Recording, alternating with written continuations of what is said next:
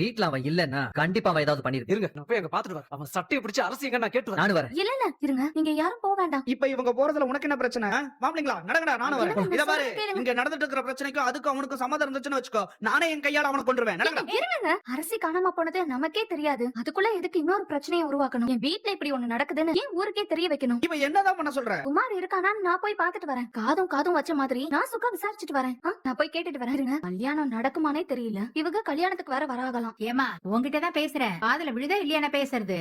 கேக்குது அத்தை, கேக்குது. நீங்க கல்யாணத்துக்கு போறேன்னு சொன்னா உங்க பசங்க சம்மதிப்பாங்களா? அவனுங்கள பத்தி இம்புட்டு வருஷம் யோசிச்சாச்சு. ஒரு நாளைக்காவது என் பொண்ணை பத்தி யோசிக்கிறேனே. நான் கல்யாணத்துக்கு வந்தா என் பொண்ணு கோமதி ரொம்ப சந்தோஷப்படுவாள்ல. இப்படியே நான் கொஞ்ச நாள்ல போய் சேர்ந்துடுவேன். ஏன் அத்தா, வேற எந்த சந்தோஷமே உன் வாழ்க்கையில கிடைக்கவே இல்லையா? 30 வருஷம் பேச்சுவார்த்தை இல்லைன்னா கூட உன் பொண்ணு மேல பாசம் குறையவே இல்ல அத்தா. டேய், 100 வருஷம் ஆனாலும் பெத்த தாய்க்கு குழந்தைங்க மேல இருக்கிற பாசம் குறையாதுடா. உன்னை ராப்பகலா பாத்துக்கிறதெல்லாம் நாங்க, இருக்கிறதெல்லாம் இங்க. ஆனா பாசத்தெல்லாம் மட்டும் அங்க வைப்பல்ல. அவன் மேல உனக்கு பாசம் இம்மி அளவு கூட குறையல. போ போய் சந்தோஷமா பேத்தி கல்யாணத்தை பாரு. போ அத்தா, போ அத்தா. ஒண்ணு மட்டும், உன் பேத்தி கல்யாணத்துக்கு போனேன்னு வச்சுக்க, அதோட அப்படியே போயிடு. திரும்பி இந்த வீட்டு பக்கம் மட்டும் வந்துடாத. அப்படியே உன் பொண்ணு வீட்டுல இருந்து போ அத்தா, போ. அப்படியே ஒரேடியா போயிடு. விடுங்க மாமா, அத்தை அவங்க ஆசையை தானே சொன்னாங்க, அதுக்கு போய் வஞ்சிட்டு இருக்கிய.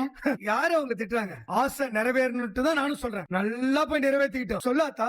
எந்த பிரஷர்லயும் நீ கொண்டு போய் என்ன விட வேண்டாம். முதல்ல உன் உடம்ப பாத்துக்க. போகணும்னு நினைச்சேன்னா நானே போயிடுவேன். நீ ஒண்ணு என்ன